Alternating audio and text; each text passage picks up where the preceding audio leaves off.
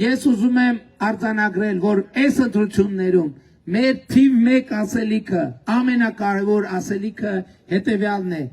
Հայաստանի Հանրապետությունում հաստատված է խաղաղություն եւ մեր խնդիրն է Հայաստանի Հանրապետության խաղաղությանը տեր կանգնել։ Ժողովուրդը պետքա տեր կանգնի խաղաղությանը։ Այսօր խաղաղությունը բոլոր խաչաձև կրակահերթերի եւ հարձակումների տակ է։ Ինչ ասես չեն անում խաղաղության դեմ։ Ամենակստմնելի ստերն են հորինում խաղաղության դեմ։ Պատերազմի եռագլուխ կուսակցությունը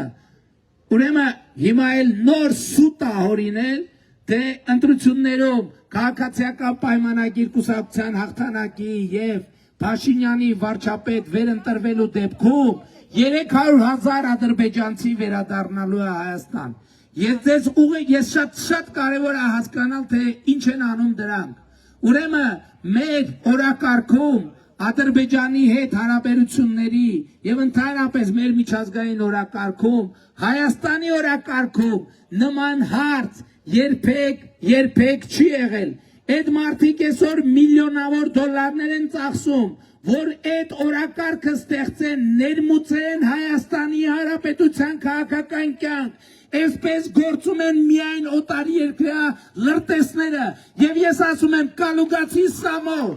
դու օտարերկրյա լրտես ես, ընդ որում անուղեղ լրտես, որովհետև դու չես հասկանում, թե ինչ ես անում։ Դու չես հասկանում, թե ինչ ես անում։ Դու փորձում ես 300,000 ադրբեջանցիների վերադարձի հարցը դարձնել Հայաստանի քաղաքական օրակարգ։ Եվ ես ասում եմ, անուղեղ լրտեսները ձայն պիտի չստանան, անուղեղ լրտեսները, որոնք Հայաստանի ժողովրդին անվանում են շուն ու շանգյալ, էլ ինչ անուն ասես կպցում են, դրանք ձայն պիտի չստանան։ Ժողովուրդ, պատերազմի եռագլուխ կուսակցությունը, կալուգացի օլիգարխը, այն համբալը կներեք արտահայտությանս 1000 անգամ,